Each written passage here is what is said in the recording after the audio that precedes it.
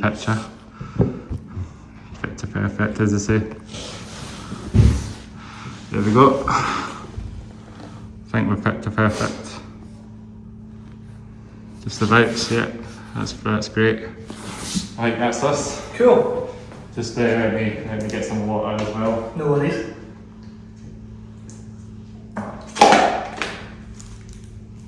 Yeah, that's us set. It takes a while, sometimes it takes a bit longer to set up than you think, but no, we're just about there now. Yeah, that's brilliant. We're all set now. Brilliant. Camera's on. I think it's on. Just let me check one more time in case we're not recording. Yeah, we're recording. All good. That's us. Easy to set up like that, eh? So yeah, we'll do our checks. Lights are on, cameras on. Hats are off, hair's down, sun is out, and Roy went in the house, Banana in the house. Yeah, I think that's everything we say. We normally that's what we do every time. We just do our checks every time in the podcast. Fair enough.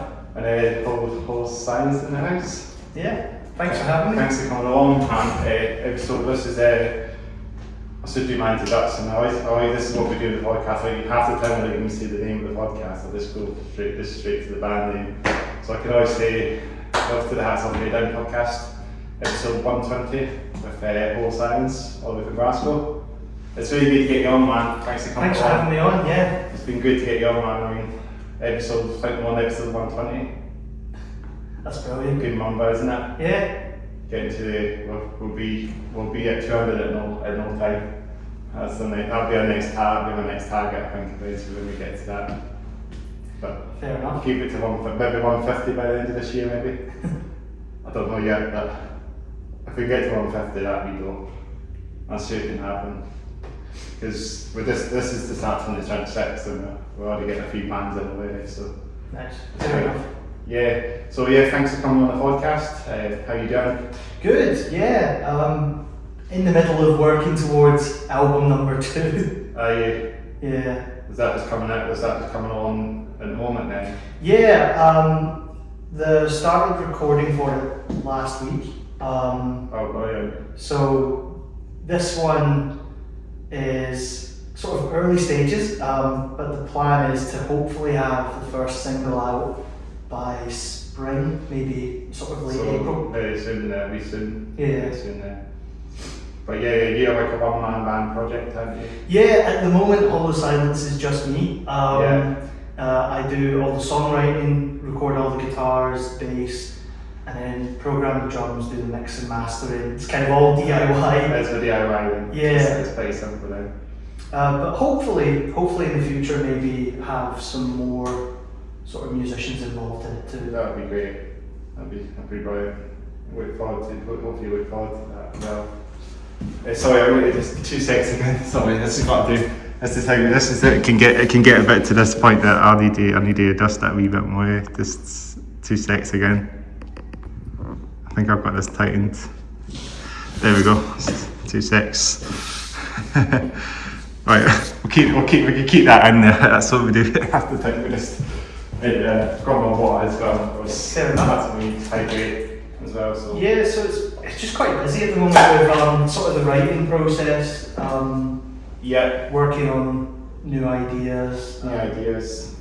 It's even when I did the first album, this is why there's been such a big sort of gap between the first album, which was 2024, and now. The first album it was 8 tracks in the end. 8 tracks. Might be 7. I can't remember. 7 or 8 tracks, but I had to cut it down from.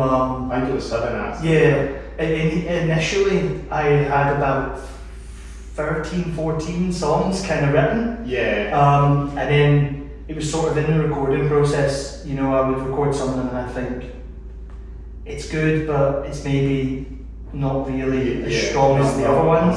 Not quite like finalised. Yeah, so in the end I had it cut down to the 7 tracks.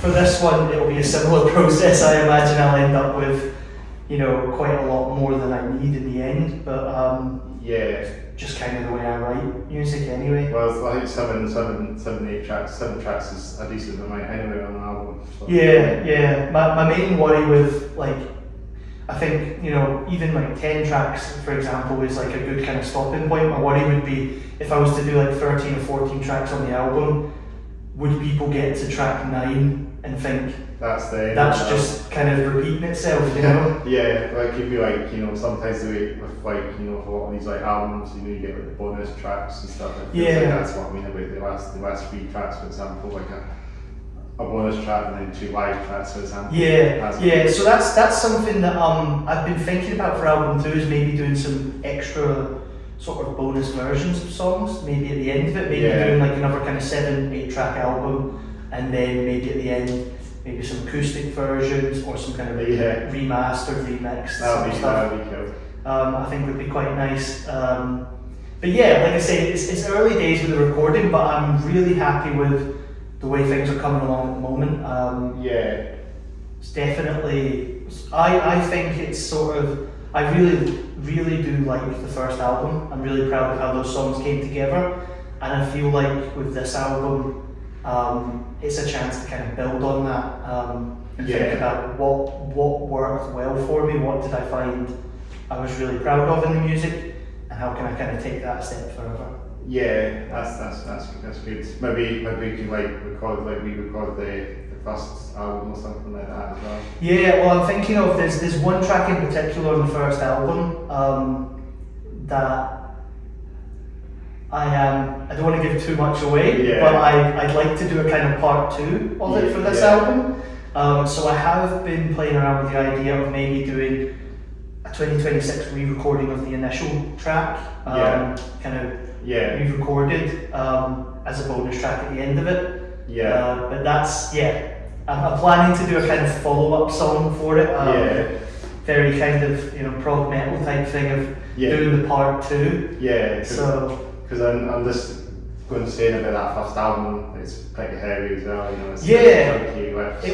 It's a lot of my influences kind of coming together. So it's definitely like snotty metalcore vibes. So I've always been really big on kind of early 2000s metalcore. You know, the Build My Valentine, Trivium, Killswitch Engage. That's good shit. Even stuff like Silosis now. Like, Chimera as well. Chimera. So all these kind of like thrash. Still Remains as well.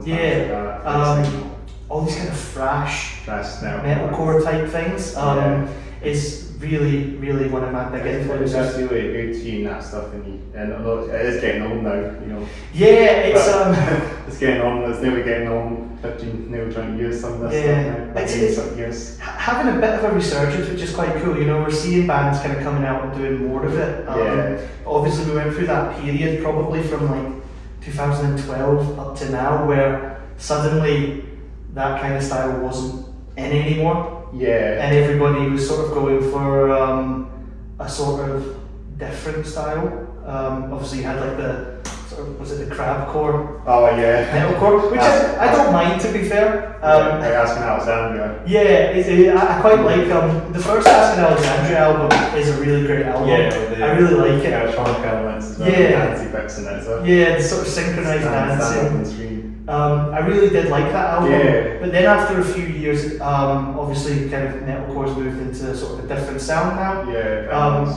And I kind of miss... That's when all the emo friends kind of disappeared as well, you know? I kind of miss those days when it was more like Melodeath riffs, you know, like that kind of 90s at the gates riffs.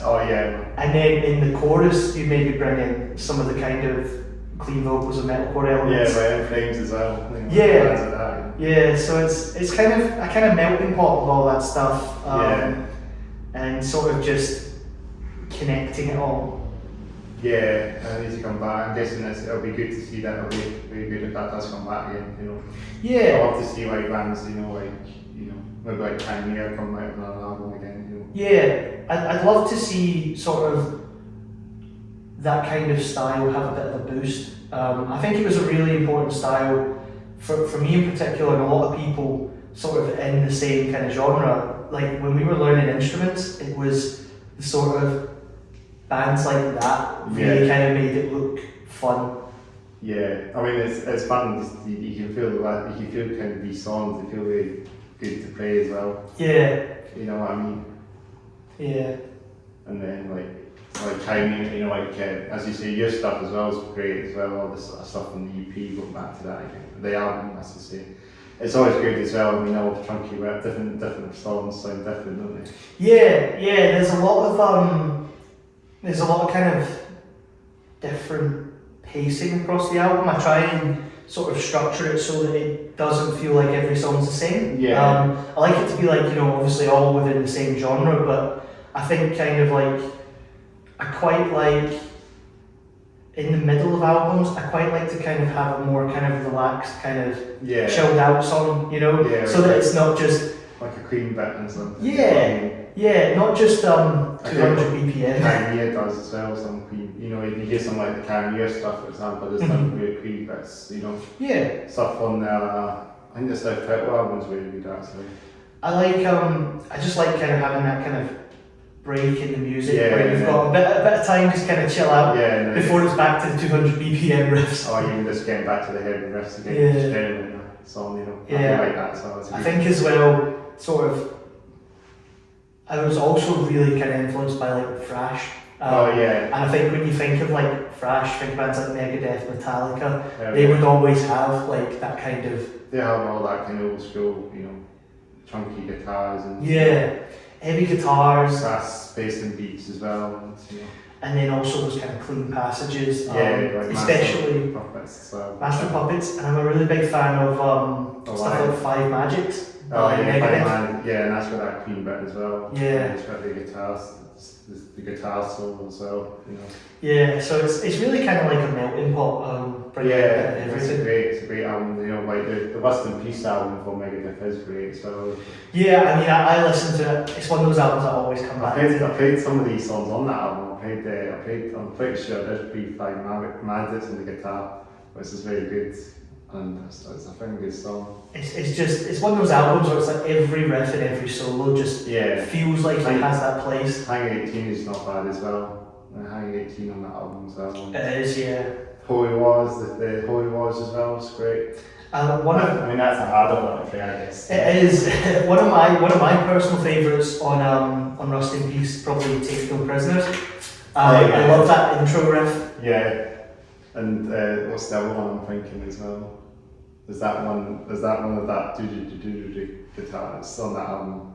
That's on there, I can't think. Oh, Lucretia? Yeah, that one. I played that one on the guitar as well, and that's got a good sort of kind of riffy guitar. Yeah. But I played that. I mean, I think I was really good at the guitar when I did. I mean, I should get back and playing those songs again when I think It's always, I mean, obviously, I'm going to be biased here as a guitarist, and because I teach guitar when I'm not working on this, my job is a guitar teacher. Right. I think it's really helpful to, you know, just playing an instrument. It's just great to kind of unwind.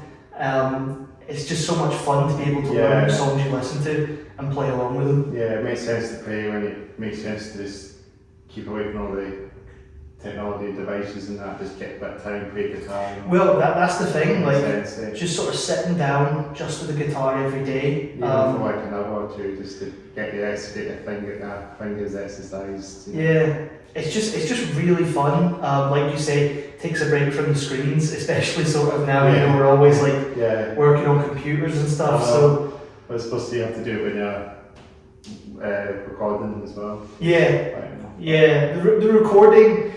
It is funny, and I think it's different for different musicians. For me, the recording process is very different to how I normally practice and play guitar. Because it's more a kind of perfectionist thing, kind of going through it with a fine-tooth comb. So, you know, like when you're practicing, you'll run through a full song, but when you're recording, for example, you'll sometimes come back to a single riff, and you'll work on that riff for 20 minutes, half an hour, trying to get as many takes as possible until you've got the one that you think that really works. Yeah, it's kind of just coming back and forth, and makes you have to kind of like maybe edit some of the bits out. You know? And that's with the sort of modern day recording recording software is that you can sort of like go back and forth on. And that's something that on the new album I'm thinking maybe doing some kind of one take performances as bonus tracks would be quite fun. Yeah. Just to kind of compare, because obviously, you know, when we're listening to the recorded versions, we're listening to the most perfect one we've been able to kind of make. We've tried to make it so our timing's flawless. Our guitar's always in tune and stuff like that. Whereas like when you're performing live, it's a bit different than that. Maybe you play a wrong note. Maybe you've got a little bit of sort of feedback coming in. But it all kind of adds to the charm of it, I think. It's sort of like it's hard to keep it. It's hard to get to back to perfect. But I think that's probably what makes a lot of those early albums really stand out. Is the fact that it wasn't perfection. There's a sort of, especially with the early Thrash stuff, where because everything was like old tape. Everything was recorded by a tape. Recorded on tape, recorded in the space of a couple of days. So it's just literally go in, play it, that's it. But I think it's quite different how I would approach sort of the recording process to how I play guitar in general. And I think that's probably the same for a lot of musicians. Everyone's kind of got their own way of doing things. Everything does it their own way. You get your software. You can do a full band. You can just do your one band sort of thing. So you say you're doing. So you do the recording yourself. As I think you said that you do the recordings. I think you've done the other guitars as well. So like a normal recording session is, and again, this is probably different from how a lot of producers might do it. Some people might get all the guitars for all the tracks done, then all the bass, then all the drums, for example. I like to do it song by song. So I like to do, for example, one song at a time. Typically I start by programming in the drums to help me kind of keep my tempo and give me something to kind of play the riffs to and maintain a groove. And then from there I'll go guitars, rhythms, and then I'll do things like clean guitars, lead guitars afterwards. And then I'll do bass last, and then mix it all. And I like to do it song by song, but I kind of take notes as I go. So for example, like a lot of sort of when I started the recording last week for the new album, there's a lot of kind of pre-production and working out guitar tones. Sort of in tune as well. Sort of like, does this guitar tone work? Will I use this for the rhythms on the album? Or does this lead tone work? Now some of it, we might change closer to the time, but at the moment it's kind of like sort of just kind of narrowing down and getting that sound that you're looking for. Just getting it right as well, getting it perfect and that. And you know what I mean. So you're working on the second album at the moment as this album? Working on the second album. At the moment I've got one song which I've recorded. Still got to do a little bit of production on it. I'm really happy with the sort of structure of the song. I think it's very much in keeping with the first album. That's great. And I've got two songs I'm working on side by side that are sort of almost ready to be recorded, just kind of putting in the finishing touches on solos, sort of making sure the riffs sort of sound exciting, That's great to know. That's going to take a wee while. I'm guessing that'll take a wee while. It's going to take a wee while. It's one of the reasons I kind of took a break from it after the first album. The first album, it was a lot of fun. I really enjoyed the writing, but sort of I started writing it probably 2023. Released it around about September 2024. So over that year, like I said, I was writing. I had probably about 12 or 13 songs that I was recording, mixing, going back and editing things. So over that time, it was a very sort of busy process, because I was using all my free time basically to kind of get this album sounding the way I wanted it to. So I thought I'd take a bit of time, kind of focus on the writing, sort of listen to loads of music, get that inspiration, sort of go back to the music that I love listening to, and just kind of look for other areas of inspiration, things to inspire the the music, like video games, comics, films, sort of anything that would kind of that's great. sort of give you that kind of sort of boost to go and write more music. Yeah. So you play any video games? Nice.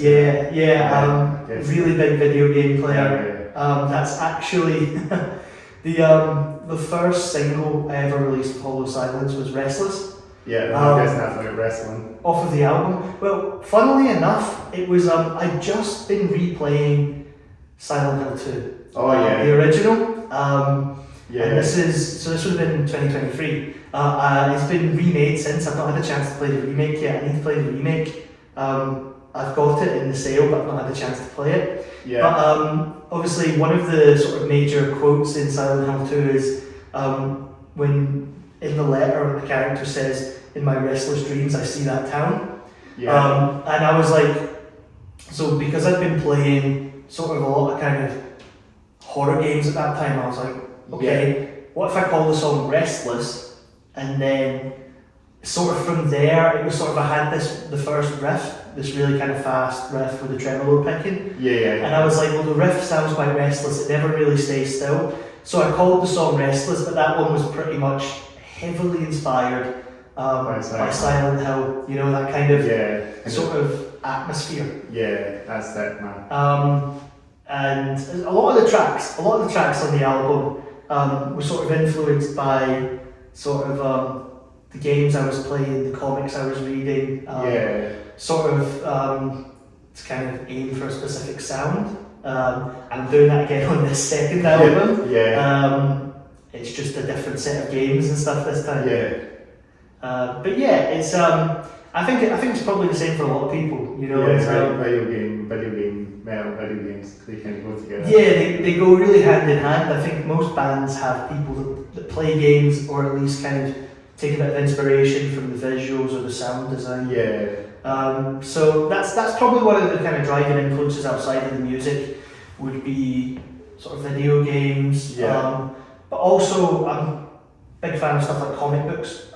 So a lot of kind of influence from sort of that inspires what I write. That's brilliant. Comic books, video games, anything else? I suppose films as well. You know, it's sort of basic. I'm a big fan of like maybe even outdoors or atmosphere movies. I suppose with my music, I tend to always kind of mainly take influence from like the visual mediums, like film, comic, games. I think though you're right. I think like even just the outdoors, nature plays a big role in kind of metal with the kind of atmosphere. Some bands do record their music videos in a forest, you know. It kind of makes sense. It seems to be sort of the most. Not just black metal bands or any bands. It's just generally they just go in somewhere. I think early 2010, sort of with the metalcore stuff, everyone was recording in big warehouses. And then outside of that genre, everyone was just recording their videos outside. Of course. That's what they seem to be doing at warehouse or a forest. Or sometimes it's just a studio with a white screen or that. So. But yeah, I mean, just kind of sort of trying to take in kind of different influences and see how that helps. Take in how it works out for bands and stuff, you know what I mean? So talking about the band, obviously this year 7 does the project. How long has this project been going on for?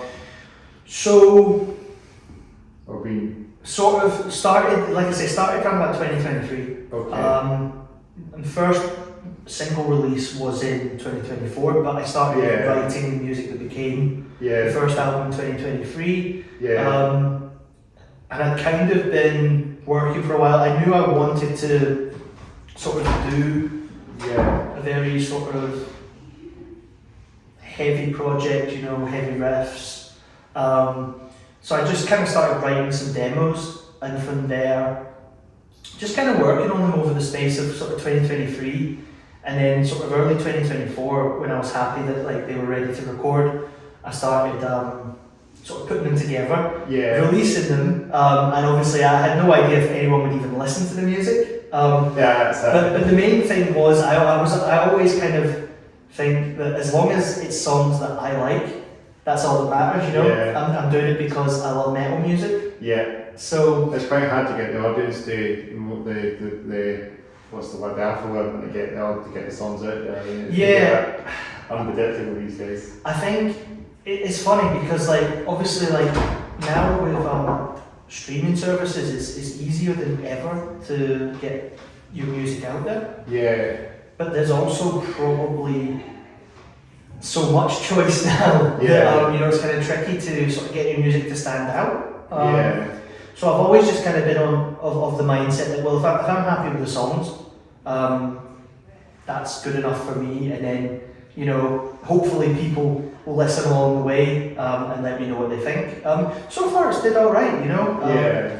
I've been taking more of an interest in sort of the social media side this year to try and that's just where every band puts all that stuff out there. Yeah. I think you just follow me on Instagram and they were weekly as well. And yeah, well, I saw this podcast advertised on Instagram, funnily enough. Was that? Yeah, it came up, it was like was that a sponsor thing?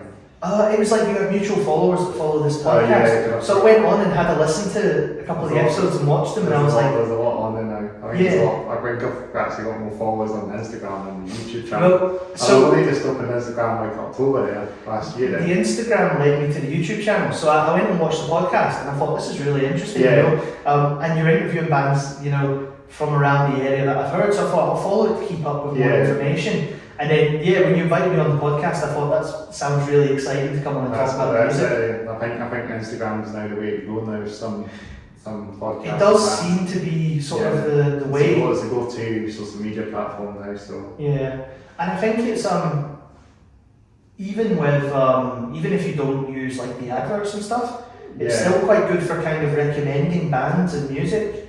Quite a lot of bands I've found just through like ads on Instagram, you know, and I've heard like a 10-second clip of the song and thought that sounds good, I'll go listen to it. Yeah, because also you got the Instagram as well, you got the status under whole sounds, but you put guitar stuff on there. So one of the things I like to see from sort of bands is sort of like behind the scenes footage, you know. I like to see their kind of their writing process, their recording process, and also how they play their songs. So it's something that I like to quite do is kind of record footage of me playing the songs and put it up. And I think it's quite good as well. I know you see like loads of kind of really kind of highly edited sort of clips. I like to just use the camera audio and kind of have that kind of DIY sound. I think it fits a lot with the sort of DIY metal aesthetic that we're going with. Same for this podcast as well. It's just like very simple to set up and record. But it's good fun. I mean, it's a great way to kind of sort of, I suppose, get the music out there because it means that people might see it and think, I quite like the sound of that riff, I'll go listen to the album, and then it just kind of builds from there. So I've been having a lot of fun with it, and I'm planning to kind of film a lot more content sort of as album 2 starts to come together. Yeah, that should be coming. I'm guessing this is the April, May, sort of springtime. I'm hoping sort of late April for the sort of first single. If that doesn't happen and people are watching this episode back, my apologies, but hopefully sort of late April. And then in terms of like an album release date, that's always a bit harder to pinpoint. But I think, so I like to do about 3 or 4 singles before an album release, just to kind of get people kind of introduced to like the sound of the album.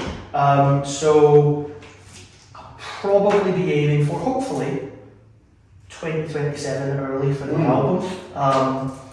So that's a bit of a time. It's a bit of a time. That's a bit of a long time. A bit of a long time. We get GT6 of both. Well, I'm hoping that the album will come together sort of by the summer. I'd like to have basically recorded the full thing. And then it's just sort of planning the release. It's a tough one because I like to leave a couple of months between singles because I don't want people to feel like it's just like every week just a new song coming out. Because I think that kind of makes it feel like the album's a bit rushed. So I like to give it a bit of time between each track, just to kind of sort of get everything out there. And also I'd like to work a bit more on sort of, like I say, the content for each track. I'm hoping sort of early 2027, hopefully for the Yeah. album, and I'm hoping to, towards the end of the year, have an announcement about the full album. Right, yeah. But yeah, there's a few things. One thing that I'm really keen on for this album, because in the past, so the first album was just the logo as the cover, and it was a self-titled album. And then the single afterwards, I did the artwork myself. Using it's quite DIY, paper, drawing, like you say, Microsoft Paint, stuff like that, doing all of that. But for the next album, I'd like to have some really good really sort of hand-drawn artworks. About that as well then. Yeah, well, I'm not great at artwork, so I will have to. I'll look at kind of finding some artists that are doing sort of that kind of, I suppose, sort of Gothic style kind of detailed artwork. Does the job. I think a really great piece of album art does kind of help a lot, you know. I think when we think about albums that we like, we've probably all got like favourite album covers. Master of Puppets from Metalcore. Yeah, I mean Master of Puppets iconic. One that I've always quite liked is Unto the Locust by Machine Head. I've always really liked. I think that was a hand painted one. I've always thought that looks good. The old same logo from the Sugar is quite cool as well. Also the sort of dummy kind of. What is it, kind of like a zombie type? So I'm thinking, need some really cool. Sometimes it's hard to kind of explain what the cover is, what's on the cover. When it's just this imagination at the end of the day what these artists do. Obviously, regardless of if an album cover is good or not, if an album's good, we'll still enjoy listening to it. But I think having really good kind of visual elements for the cover just goes a long way. If it's something that someone wants to have on a t-shirt, it kind of helps out quite a lot. So that is something I'm looking into for this one as well. Brilliant. Well, when we're speaking about t-shirts and stuff, so we talk about our drip and stuff all the way. So you start your side for weekends. Yeah, so I am at the moment wearing a Malevolence hoodie. Shout to them. Yeah, I'm a really, really big fan of. I'm a really big fan of. So I've been following them for a little while. I'm keeping up with what they've been doing, and then last year they released their new album. Where Only the Truth is Spoken. And I really loved it. I thought it was phenomenal. I thought their earlier stuff's really good, but for me this album really kind of shows that they have the potential to be one of the UK's sort of leading bands at the moment. That's great. And they've played some huge shows to they're doing well. They're on the road for sure. And then I'm wearing a Deftones t-shirt underneath it. I'm a big fan of Deftones. Definitely. They're one of those bands that kind of just this great. I think I've heard they're playing Edinburgh actually. They float between genres so well. I've got a ticket to see Deftones in Glasgow in February, and I'm really excited for that. Well, they're playing Edinburgh. I would like to go and see them then. The Highland Centre, the one the Highland Centre in Ingleton. Really excited to see them. Really big fan of them. But in general, I always try and support the bands I really love listening to by buying, the hoodies, the t-shirts. That's great. And kind of working on I really like this band. So, the best way to support them now is to get their merchandise. It can be a bit expensive in the case, but that's what the point. It can be, but I think it's really helpful, especially for local gigs, to really help the bands out with their merchandise, even just patches, badges, stuff like that. Really good.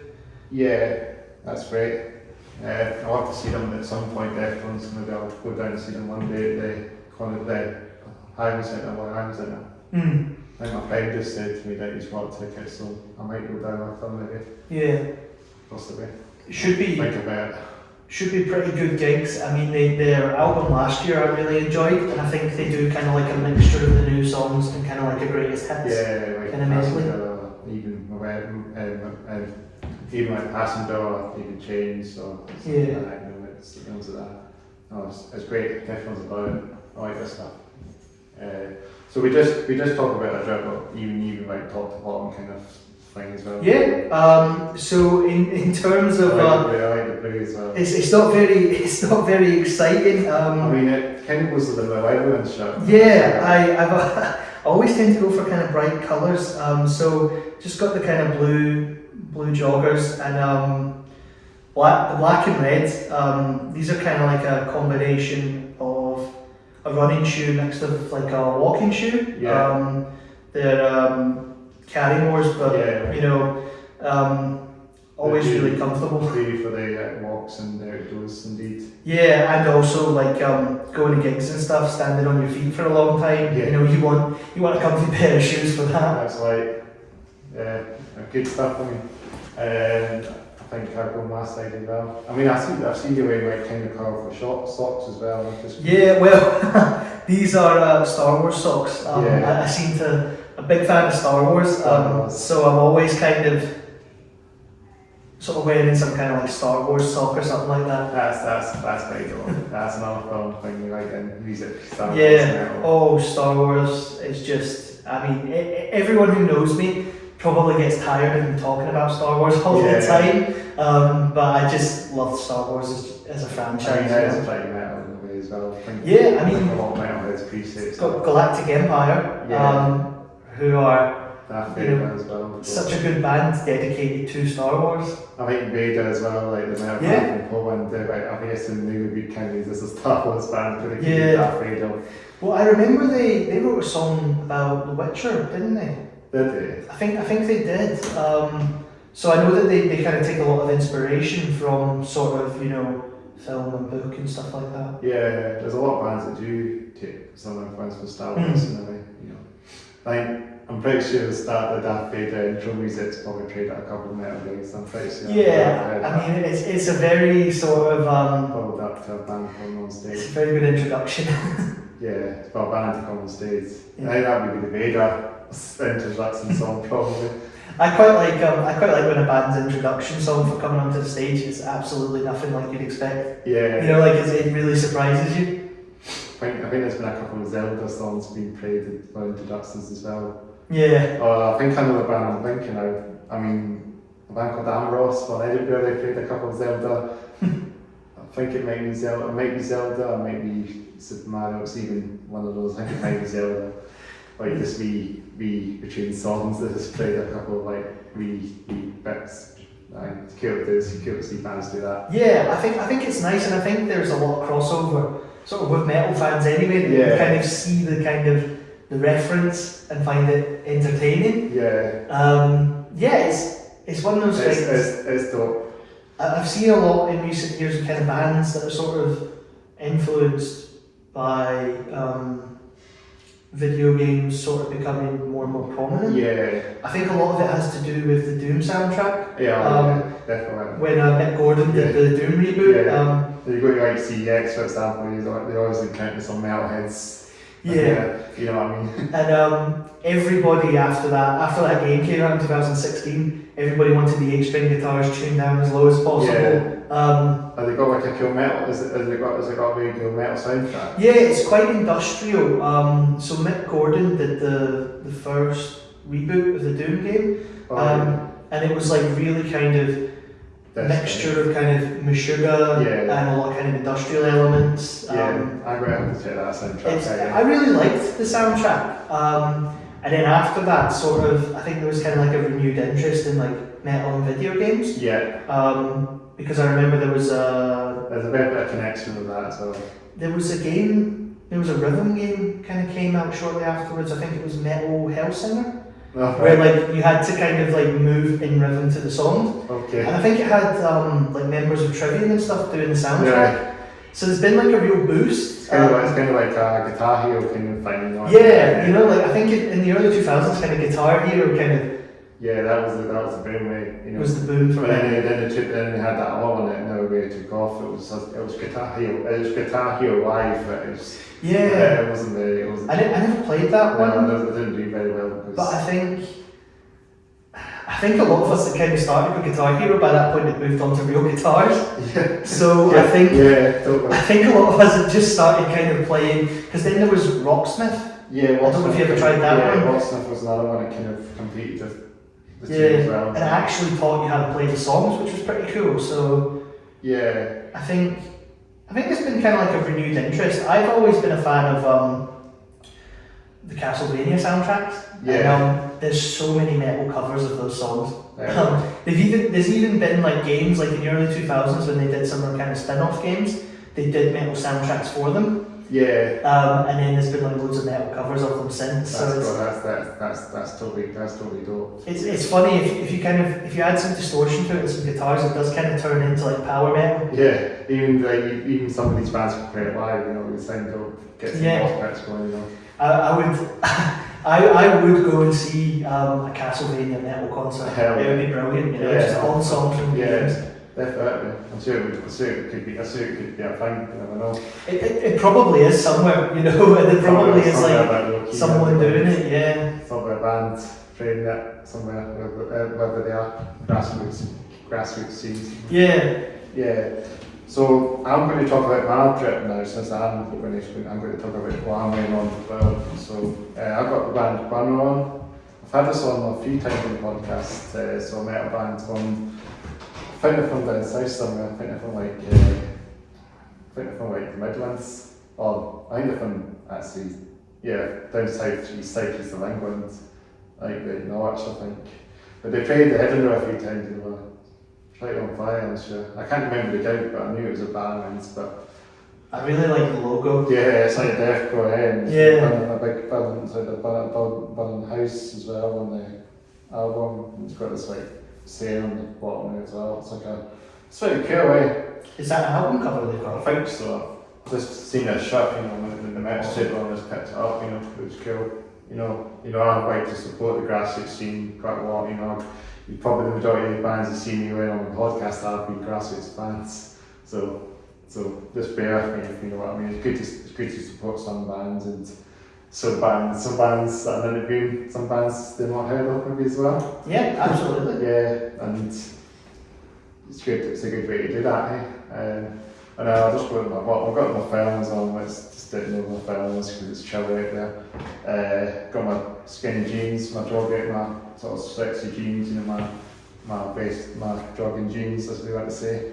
So they're very comfortable. And I've got my Vans as well. These Vans are getting on a bit, I think. I have to get a knee piercing. They're seeing the days, but they're kind of the matching colour as your shoes as well. Black and red, we're kind of good fit together. You know, we're kind of rocking the black and red, and that's a good metal colour as well. It is, yeah. I think Vans are kind of like one of the kind of shoes of kind of like metal, rock, punk. Converses as well, and stuff like Converses as well, and the DCs and the Airwalks are kind of like that as well. You know, like skateboarding and metal. You know, if they're not wearing like big Don Martin boots, for example, that's they wear like comfortable sneakers like Vans and DCs, and you know, just something that's that. I think metal has that bit of comfort as well, not just I know they wear like big study boots, you know, like big ones that go up today, you know. Yeah. And that would be a bit uncomfortable, but they might be comfortable because I mean sometimes they have like the extra cushioning in them. Yeah. Like boots and stuff. I think sometimes as well, like I think just for general kind of wear they'd be fine, but like if you were wearing them for like 4 hours at a concert, maybe then maybe it's a bit tricky then. Maybe a bit skewy, but they've done me well. I mean, I've done a lot of walking myself, so that's probably how they've fingered off a wee bit. But maybe I have to get a new fit at some point, but they're doing well. I mean, I've had a few bands. I think the podcast episodes you've probably seen me wearing. I've wearing a few bands and Doc Martens on, so this is just they want to see, watch some of them. You can always watch back a few other episodes that I've done since I started out. I've different kinds of drip on, you know. But I think it's really cool just to wear whatever you wear on, just good to get neckbands on. I'm just trying to think what else. Because you were saying to me earlier on as well, just before we started this podcast, you knew some bands from Scotland like Anchor Lane and Tyrese. So I think Scotland has such a really kind of vibrant metal scene at the moment. Yeah. There's a bit of everything. Yeah. And in particular, there's some Scottish bands that I really like listening to that are really kind of, it's nice to see kind of how their popularity is growing. Yeah. That's pretty good. It's good to see like bands like Tiberius getting out there a bit more now. Yeah, I like Tiberius. One of my favourite albums last year was the new Tempered album. Oh yeah, Tempered, yeah. Yeah, I mean, like I said earlier, I love thrash metal. So whenever there's like a Scottish thrash album comes out, that's dope. I always check it out. But yeah, I really liked the new Tempered album last year. Have you seen them live? Tempered? No, I know they were doing, I think they were doing an album launch show and I missed it. Yeah, I've seen them live a few times, you know. Good live? Yeah, brilliant live, you should check them out. They're on my list to check out, I would love to see them live. Check out Fatal Prison as well. I think they did a split, I think, band called Fatal Prison from Glasgow as well. Thrash, crossover Thrash. Oh, definitely, I'll check that out. I think there's another band, I'm trying to get my brains around some of these bands, Hadstay as well. You know them? Awesome, yeah. But if you ever get a chance to, I'm not sure they'll ever do the skate park. They might do the skate park in the Western Ramps at the skate park. And they'll do every year now. I think it's going to be like a thrash festival that they'll do every year. They'll get some thrash bands on. I know that like skateboarding, thrash and crossover kind of go hand in hand. Yeah, so this is what they're trying to do, I think, in the Archie's in Glasgow. Archie's DIY skate park. It does sound quite fun, so they just set up in the middle of the skate park. I went there last year actually and it was sick. Sounds pretty good. I've seen, I think about Sarah were there as well, Bank of Sarah from Edinburgh. That's one of our Edinburgh Thrash homies, I want to say, Edinburgh Thrash bands that are on the rise as well. I think Thrash is kind of coming back in style, isn't it? Yeah, it'll be good to see that back again. Maybe get the Dave Mustaine haircut back again. Or even just get the old school skinnies out. You know, I was really tempted to get like a battle jacket maybe done because one of my friends he gave me a few patches, you know. So I was thinking maybe we could start that at some point. You know? I used to have a battle jacket with all the patches. Yeah, you have to show me at some point. You got your backpack display and you got like patches. I moved a lot of the patches onto my rucksack. Have you? Yeah, because the jacket kind of shrunk. Oh no. So I thought I'll just move the patches over. But yeah, I mean it's all kind of like, I'm always like kind of wearing patches of the things that kind of influence me. Yeah. So I've got like a lot of kind of like that early 2000s metalcore, Trivium, both my Valentine. I've got some Metallica, Misfits because I'm a big fan of punk. Yeah. I've got the Death logo. Death. Because I mean, their guitar playing in particular was a really big influence on me. I've got a Tony Iommi patch because, I mean... You can maybe show it on the camera if you want. I'll bring it around.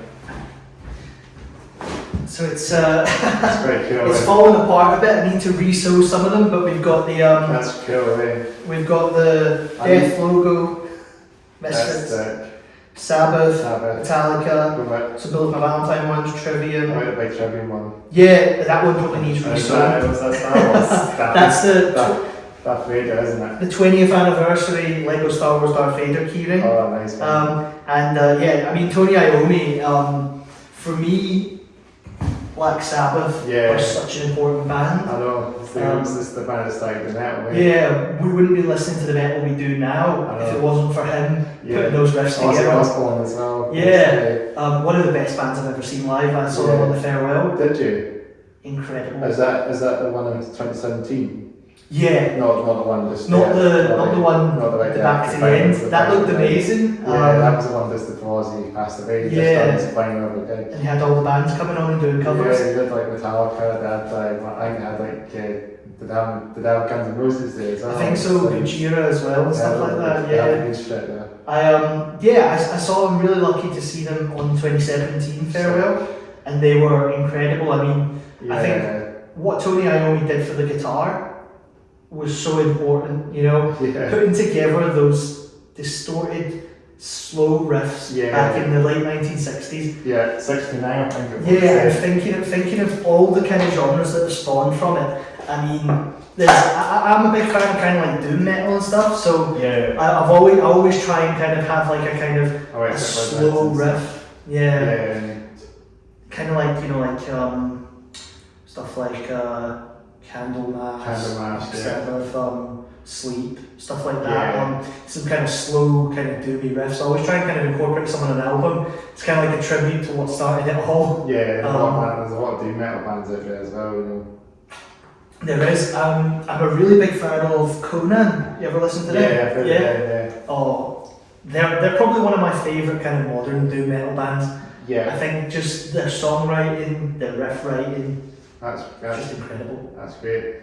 I've never seen them before, but I mean, I'll have to see. I saw Victor Wizard actually saying that. Victor Wizard, they were playing at one of the lands in 2019. Oh wow! I think that was the only time I saw them. Were they quite good? Yeah. Oh yeah, I think so. I can't remember it, but I know a lot of people say that Sun, or if you go and see them, they turn the amps up as loud as they can go. So it's going to explode or something.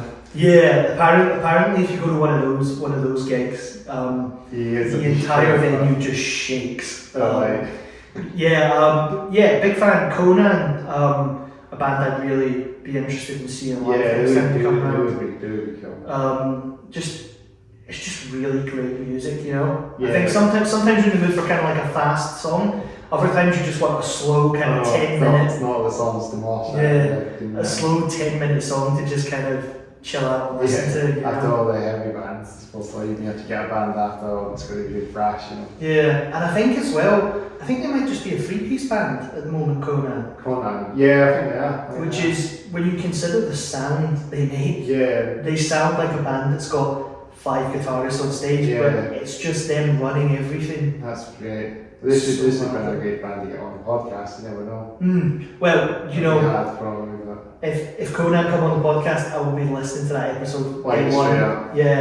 They're such an interesting band. I'll see what can be done to do that, but I might listen as you guys have done it, keep an opportunity to do that. Maybe next time down in Glasgow. It might happen, or even if they can sling that here to record it, then that'd be great, but not all the time, not all the time it can happen, but you never know. But yeah, I mean, I'd say there's probably never been like a better time if you're kind of getting into metal these days. Yeah. Because of all the genres available, there's so much you can listen to. Yeah, even if bands like Sweet Token and Spirit Watch coming out now. Yeah. So these bands that are doing like electronic elements and. Yeah, I know that obviously Sleep Token has been kind of like a big point of discussion in the metal magazines and stuff. Because it's not this, they don't really the person as. Yeah, and a lot of people. President as well.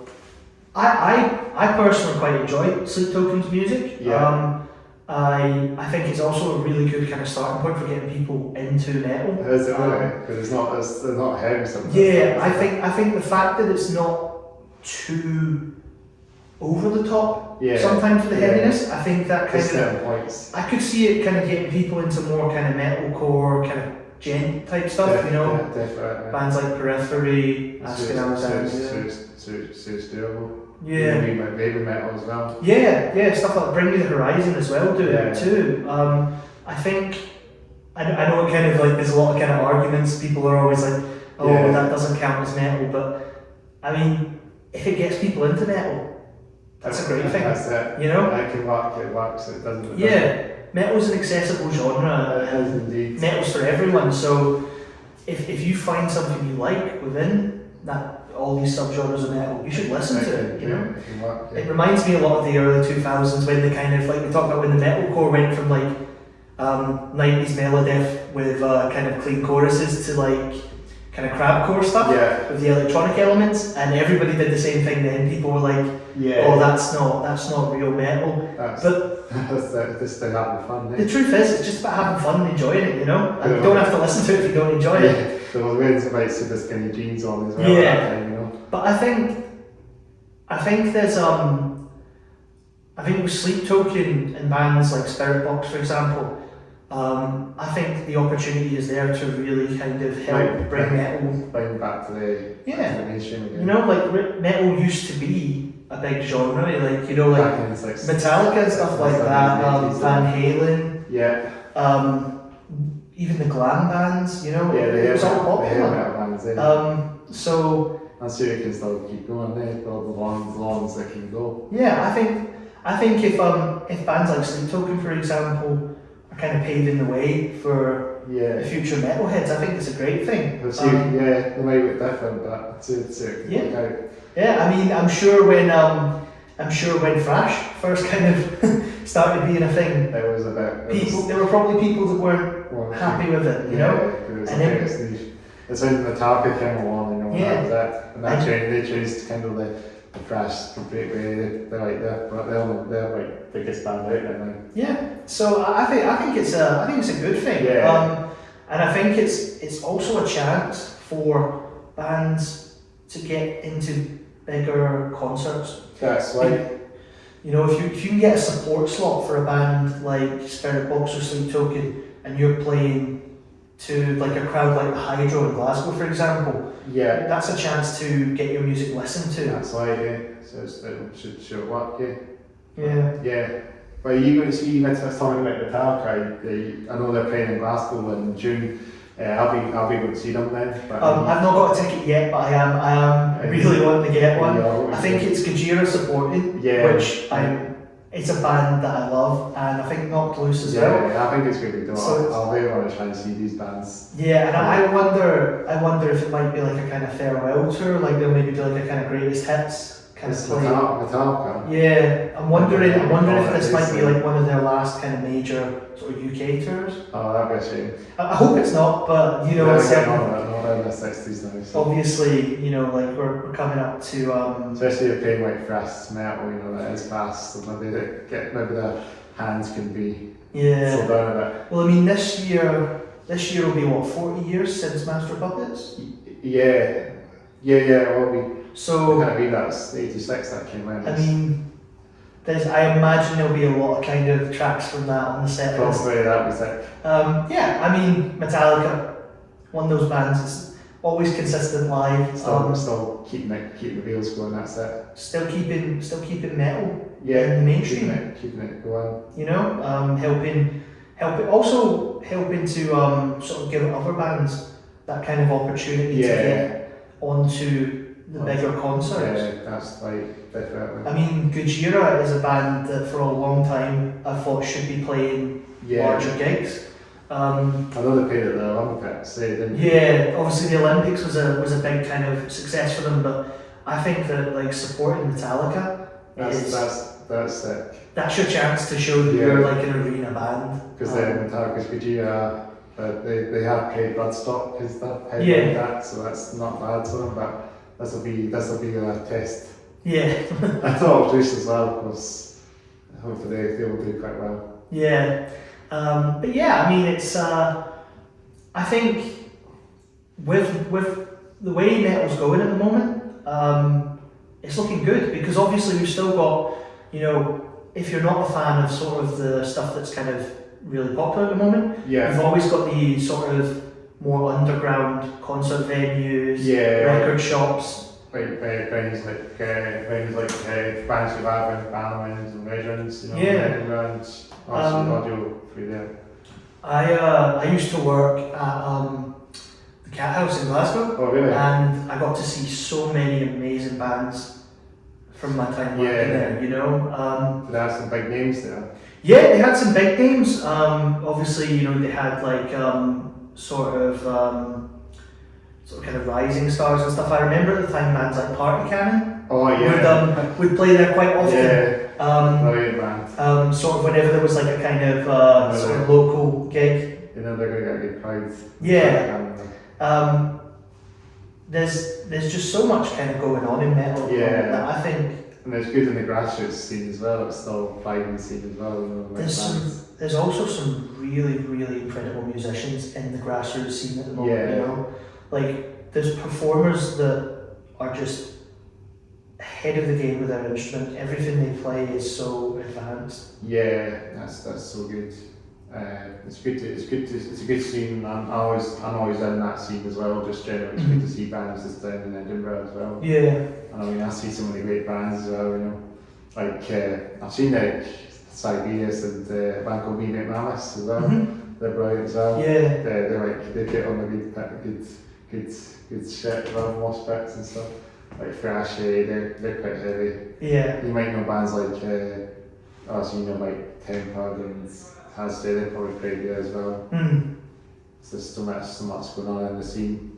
And Yeah, I mean, there's always something going on in Glasgow or Edinburgh for a metal kind of. yeah, and I hope it event. keeps going as long as it keeps going. That's it.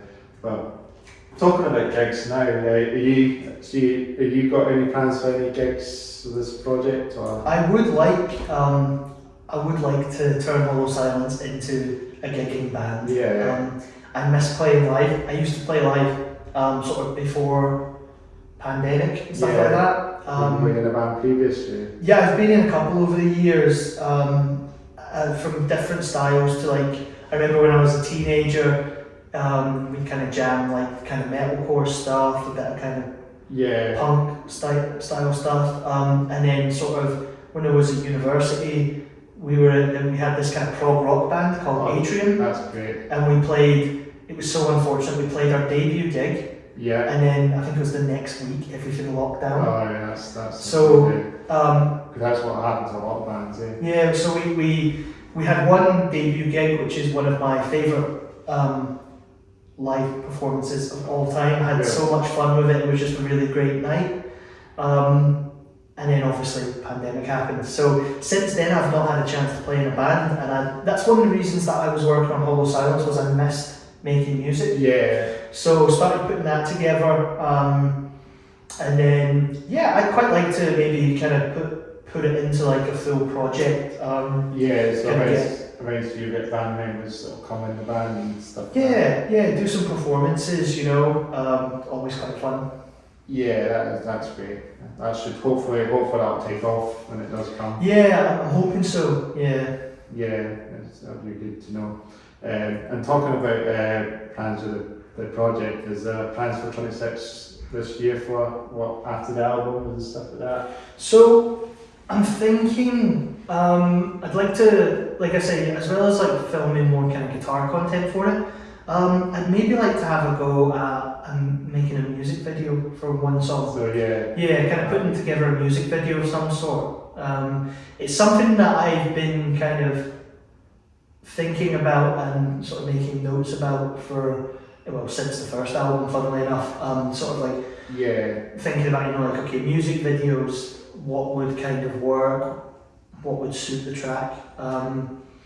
Funnily enough, because so much of the music is influenced by things like video games, I wonder if animated music videos would kind of be the way forward. To work perfectly, probably. Like to maybe team up with some maybe animation specialists or some people that do like games design and stuff. Maybe kind of work out kind of cool, kind of animated. Even like old school video games, like maybe like kind of like sort of keep it like Dragon Force or something. Go for that kind of like retro sort of Mega Drive era. Style. And they're like video gamers, that's another band about video games, Dragon Force. They're like the video game, they're like the video gamers of metal. You know what I mean? Yeah, I mean, I suppose probably one of the most famous power metal bands of all time as well, Through the Fire and Flames, probably one of the most famous. The biggest song out there. So I think that was because of stuff like Guitar Hero as well. Yeah. I think Guitar Hero really kind of helped kind of bring that to everyone. Yeah. That's good. So I think at some point we'll probably need to wrap the podcast up soon, but we can talk about a couple other things. Like guitars. What kind of guitars do you use? So that is that's a detailed question. I love guitars. My go-to so album 1 was recorded all with one guitar. What was that? An Ibanez. Oh, Ibanez. I think it's the SZ520. It's an old discontinued model. Right. It's a fantastic guitar. I've had it I got it in 2015. And it's been my go-to guitar. Every album I've ever recorded on, every concert I've played, has been that guitar. it's an absolute workhorse of a guitar. It's really easy to look after. Restringing it is a breeze. The pickups in it sound excellent. It's really sturdy. I've also used, I also play some extended range stuff. Again, I play Ibanez and RG7 string. Oh yeah. Seymour Duncan Black Winter pickups. Yeah. Phenomenal sound on that as well. Last year I got myself sort of like my holy grail guitar, Yeah. which is a Jackson Rhodes V. Oh yeah. Like the one Randy Rhodes had. That kind of similar to like the one Matt Tuck does as well. Yeah, so like Matt Tuck used to play, I think he played the black one. Yeah. I got the sort of white pinstripe one like Randy Rhodes had. Oh yeah, like maybe that's trying to think of it. No, he doesn't use one. Does he use a Jackson? Alex Avail from. I think he did. I think he was using ESP at the end of his sponsorships, but I think he did use Jackson. So I've got that, which is going to be used on the new album as well, right. For some slightly lower tuned tracks. But yeah, I think with guitars, there's a lot in there. There's so much. there's so many options. It's all about finding the ones that you like. Yeah, I've got a few myself as well. I just trying. I've got the Guy Hall signature model. Oh, nice. Yeah, like it's the EX600. It's the black and red one. I mean, I just like the colour of it. Does it play quite well? Yeah, it was a great guitar. I was using it when I was doing my old project with band. It was a great guitar. I mean, it still looks new, still looks fresh. I like kind of look after that guitar and Yeah. take it to smithereens as some bands would do. Yeah, I know. On when you get the mats of the guitars and you get the bits, the bits where you put your hand and it's the paint sauce pulling off. Yeah, I know obviously some guitars wear down over time. Thankfully, mine are still quite still looking nice. Yes. Obviously there's bits of road wear, like there's sort of on fast on the actual fretboard. sort of body itself of the guitar, you'll have the odd kind of maybe chip or dent. Yeah. Just from years of playing and travelling with it. I think that happens when you just hang that one. But I think it's character for a guitar, because it shows someone has been playing it and sort of bringing it with them. Because that's it, Wayne is good on the guitar. Yeah. And some you get the stickers on them as well. Yeah, I mean, I know you can get. Or you can put your own stickers. I know you can get the guitars that are sort of pre-worn. Yeah. I know Fender do a lot of them. Yeah, that has like a character. I quite like just wearing a guitar down on its own. Just by playing. That's your market. Yeah, it's very kind of distinct to that guitar player if you do it. I mean, guitars. The great thing is with guitars in general. It's easier than ever to start learning guitar. There's so many options available. I mean, there's a few guitar shops out there as well. There's some smaller ones in Edinburgh. There's also a guitar, isn't there? Yeah, there's one through your end as well. Yeah, there is. Yeah, we've got a lot of really good shops. There's a really good guitar in Glasgow. I really like. There's a shop just up the road from it called Merchant City Music. Oh right, shout out Merchant City Music. So that's in Merchant City. Yeah, I buy all my guitars. I normally buy them from Merchant City Music. And whenever I need any setups or pickup swaps done, I take it in there. The staff are so knowledgeable. Shout out Merchant City Music, my favourite shop. What's this podcast? Yeah, my favourite shop in Glasgow. They're just brilliant with it. That's quite near the guitar, isn't it? Yeah.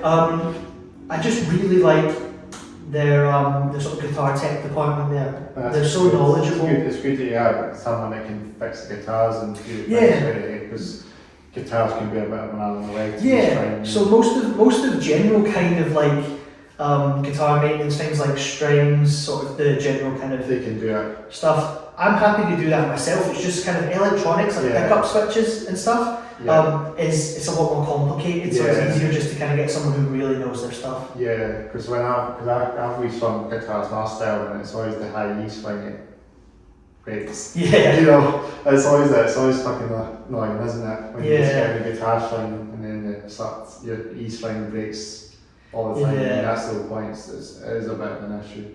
I mean, I just restrung the guitar myself, and it's just. I'm just about worried when I put that string on. I know it's going to break.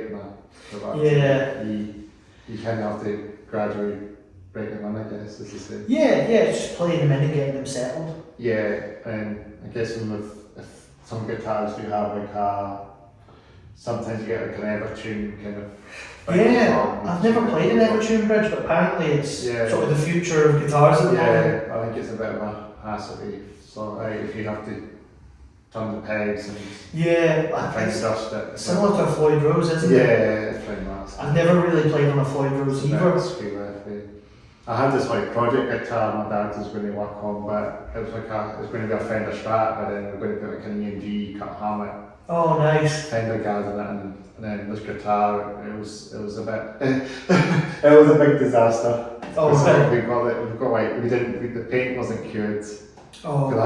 I think what we done, we bought quite cast spray paint because I wanted it to be red, and we think we just went to not cure, and it was like really soft to touch it, and you get in there when it's going to have a mark. I think as well for an ENG and a Fender Strat, you probably have to hollow out the space for the pickup. Yeah, I think that's what we did. My dad was working on that because I wanted to get a metal Strat.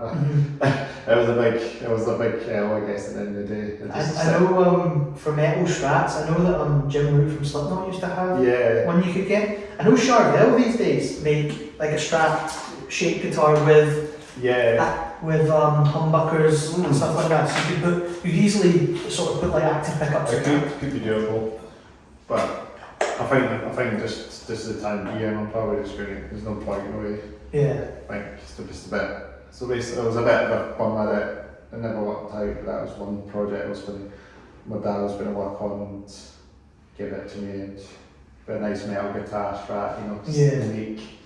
But that's the way things go, I guess. Well, I think we'll probably start the podcast. I think we'll probably start wrapping up the podcast, but before we sign off completely, do you want to find where you can check your music and social media and stuff out? So Hollow Silence is available on all streaming services, so Spotify, Apple Music, YouTube Music, everything like that. There's one album out right now, a self-titled album, and a follow-on single from that. Yeah. We have an Instagram page at Hollow Silence Metal, where I post snippets of working on the album, working on tracks, and more music to come this year. New album on the way, hopefully at the start of next year. But more information will follow from that on the Instagram. And thanks so much for having me on the podcast. I don't think we introduced ourselves properly. I think you're Nicholas, that's So if everyone wants to know, if you want to check out. So I'm Nicholas, and I'm, you're the guitarist. I'm the guitarist, the songwriter. The songwriter from Hollow Silence. Yeah. And then of course I'm Chris, the host of the That's All Fade Down podcast. I don't think anyone would not say on the Instagram, on the Instagram page, because it's also under the same name, but it's always good to just introduce yourselves when we kind of see you in person. But it's been a real pleasure to get you on the podcast, episode 120. Thanks very much. Fade Down podcast, episode 120 with Hollow Silence. So thanks again for coming on. I'll do my sort of sign out thing. So thanks again for watching the Hats Off Fade Down podcast. Episode 120 with Hollow Silence in Glasgow. Make sure to like, subscribe, comment below, hit the bell notification. What else we made it all the way up to 500 plus subscribers as well, so I'm so glad that this podcast will be in a row. So we'll hopefully get to 1,000 everybody at the end of the year, but we'll keep it going. Let's spread the word out, share it out, get it out there. 2026 should be a great year for the podcast. Hopefully more bands on the way. I won't say who they are, but just look out on the YouTube channel for all the episodes. Follow me on Instagram, Hats Off Fade Down podcast as well. Of course, give me a follow. That's where I've grown up. The Instagram's already taken off since I've opened it only a few months ago. So I might get to 1,000 followers on Instagram before the YouTube channel. Let's keep that going as well. So it's been a real pleasure, man. Thanks for coming along. Thanks for having me on. Let's do some fist bumps for the fist bumps, and then I'll just walk on the camera and say signing off. Okay. We'll take a wee photograph for the thumbnail. Yeah, no worries.